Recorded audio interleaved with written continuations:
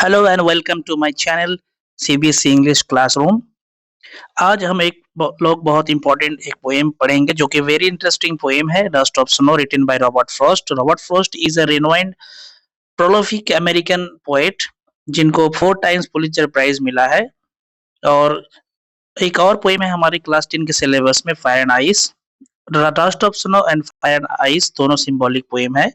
एक और पोएम है जो बहुत फेमस पोएम है, पॉपुलर पोएम है, रॉबर्ट फर्स्ट के द्वारा लिखा गया, वो नाम है stopping by woods on a snow evening. If you have a time please go through it. इस पोएम को जरूर पढ़िए। चलिए शुरू करते हैं।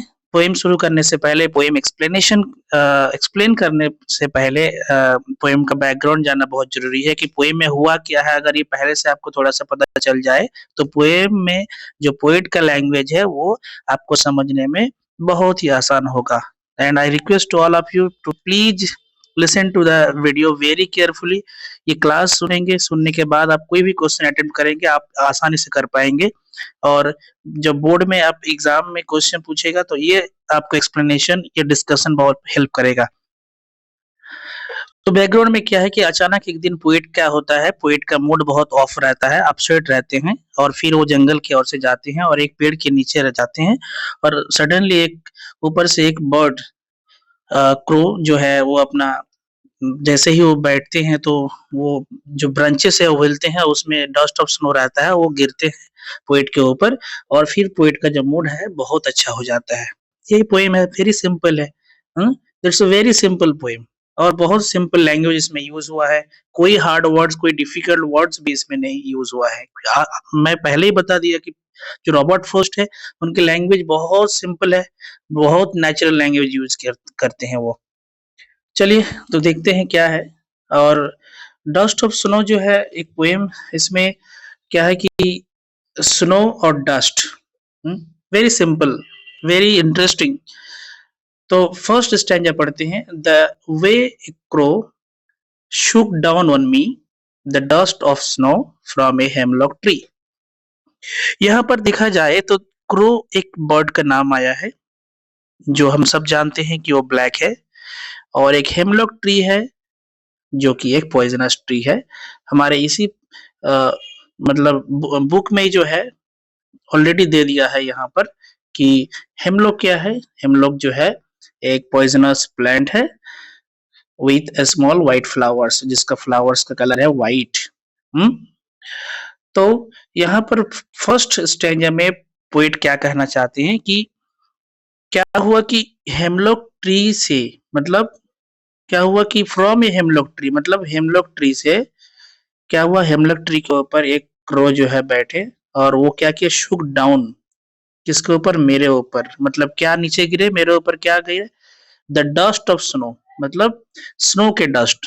डस्ट मतलब यहाँ पार्टिकल्स, मतलब बर्फ के छोटे छोटे टुकड़े जो कि पाउडरी फॉर्म में है, जो कि अ, तो वो जैसे उनके ऊपर गिरते हैं तो क्या होता है, ये इंसिडेंट जैसे ही होता है, पोएट बताते हैं इस स्टैंजा में, जैसे ही ये होता है तो फिर क्या होता है, उसके बाद क्या होता है, has given my heart, heart represents to the entire person a change of mood, and the mood has been changed, the mood of the poet has been changed।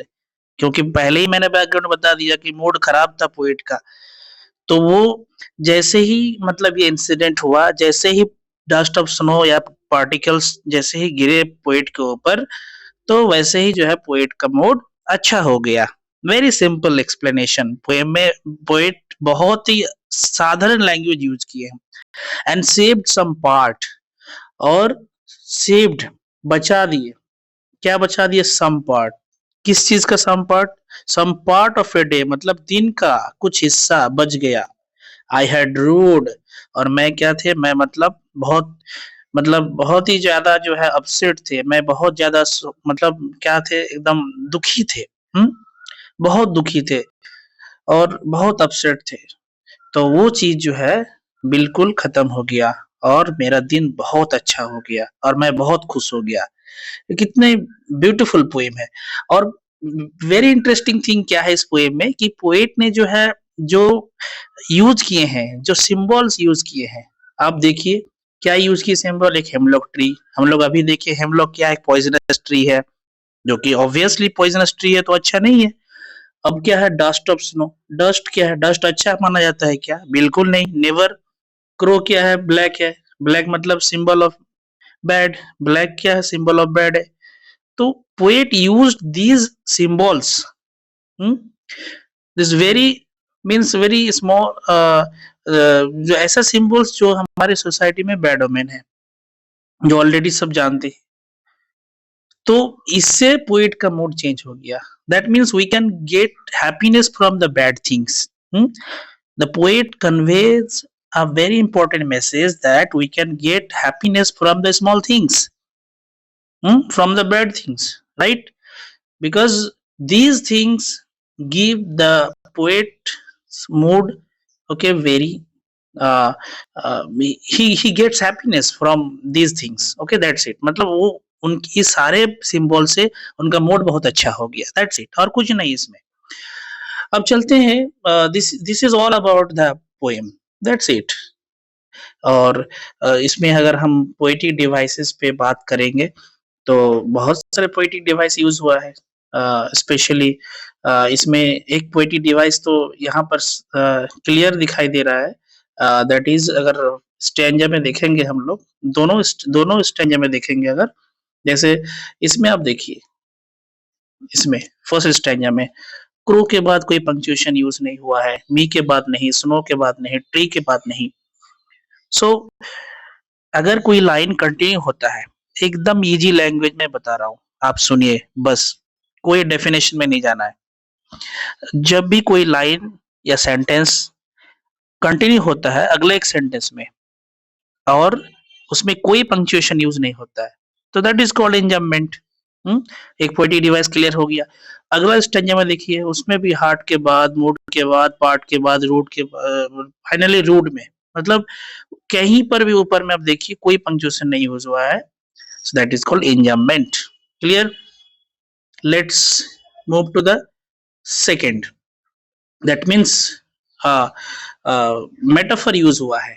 Metaphor कहां पर यूज है, metaphor is a comparison without using like और as, कोई भी between two different things हम compare करते हैं, use और एज और लाइक नहीं लगा के। अगर लगा के करते हैं कंपेयर तो फिर वो सिमिली हो जाएगा, लेकिन यहाँ पर सिमिली नहीं है, यहाँ पर मेटाफर है। लेकिन एक पोएटिक डिवाइस जानते हैं तो दूसरा भी आप सीख जाते हैं।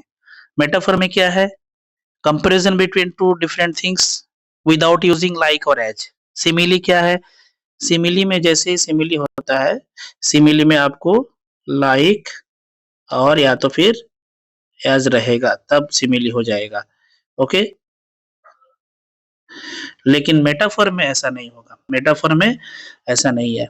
तो यहाँ पर मेटाफर क्या हुआ, कंपैरिजन तो हुआ है जरूर, जैसे डस्ट ऑफ स्नो को कंपेयर किया गया है। डस्ट ऑफ स्नो में कैसे कंपेयर हुआ है, क्योंकि डस्ट ऑफ स्नो के वजह से ही जो है पोएट का मूड अच्छा हुआ, हैप्पीनेस हुआ था। हैप्पीनेस को क्या करता है, हैप्पी मोमेंट्स होता है, रिप्रेजेंट करता है। तो ये भी एक हम बोल सकते हैं इसमें यूज हुआ है।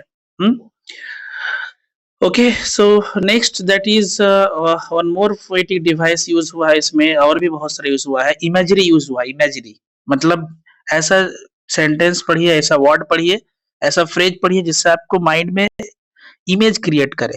दैट्स अ वेरी सिंपल, एकदम सिंपल लैंग्वेज में समझिए, ज्यादा लिटरेरी लैंग्वेज में मत जाइए, बस समझ जाइए। इमेजरी, इमेज क्रिएट करेगा माइंड में।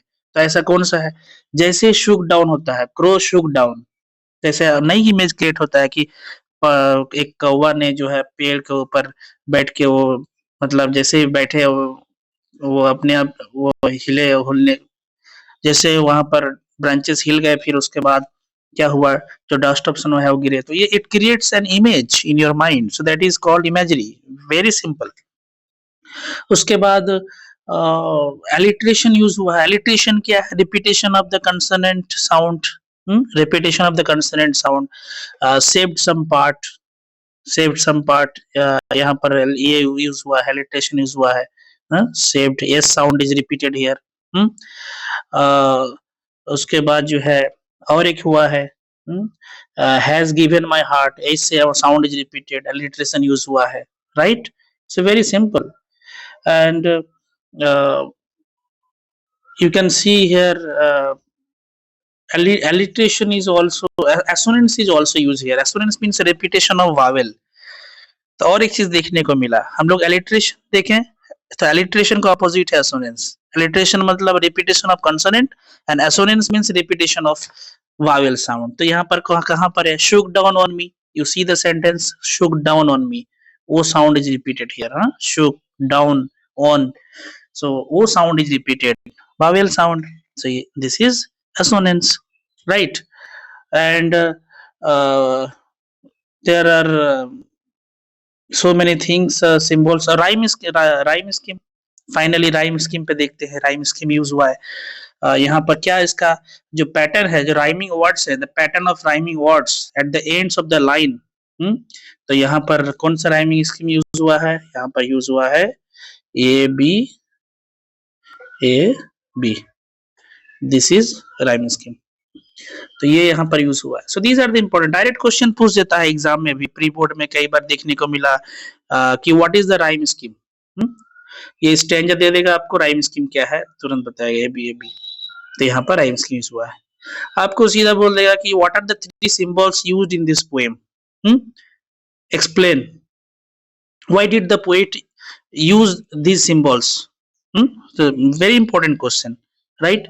So क्वेश्चन इंपॉर्टेंट क्वेश्चन का डिस्कशन हम लोग पार्ट 2 में डिस्कस करेंगे।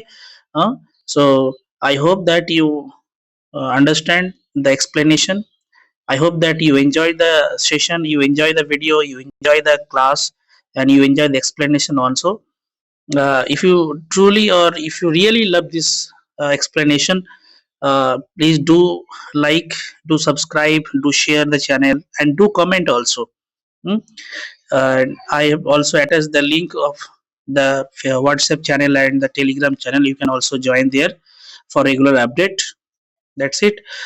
And तब तक के लिए आप अपना ख्याल रखिए, take care of yourself, take care of your health, और मिलते हैं अगला next video, next poem that is fire and ice के साथ। I stop here, thank you.